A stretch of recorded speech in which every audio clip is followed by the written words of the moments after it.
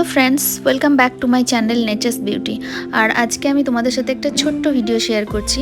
এই ভিডিওটা হচ্ছে আমার কাছে না অনেকগুলো এক্সট্রা হ্যাঙ্গিং প্ল্যান্ট ছিল, তো সেগুলোর প্রপার মানে রাখার মতন প্রপার প্লেস ছিল না। তো সেগুলোকে আমি কিভাবে কোথায় প্লেস করেছি সেটা দেখানোর জন্য এই ভিডিওটা বানিয়েছি।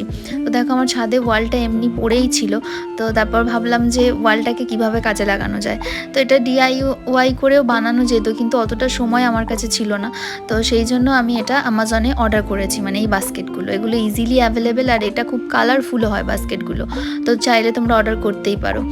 আর মানে জাস্ট পটে তোমরা গাছটা রেডি করে দেন এটাকে মানে ঝুলিয়ে দিলেই হবে আর কি। তারপর যখন ইচ্ছে বের করে জল দেবে, তাতে কী হবে, দেয়ালটা নোংরা হবে না, বা মানে ওটাকে বাইরে বের করে জলটা দিলে।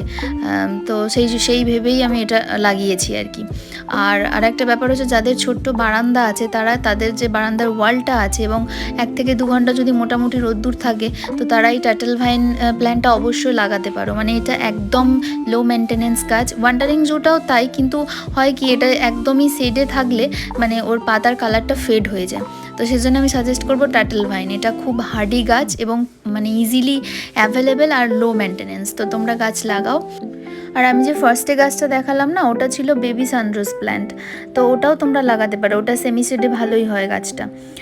তো আশা করি ভিডিওটা তোমাদের ভালো লাগবে। যদি ভালো লেগে থাকে তো প্লিজ তোমরা আমাকে কমেন্ট করে জানাবে যে আমার আইডিয়াটা কীরকম লাগলো। আর আমার চ্যানেলটা সাবস্ক্রাইব করার জন্য অনুরোধ তোমাদের সবাইকে রইল। আর দেখার জন্য ভিডিওটা ধন্যবাদ তোমাদের সবাইকে।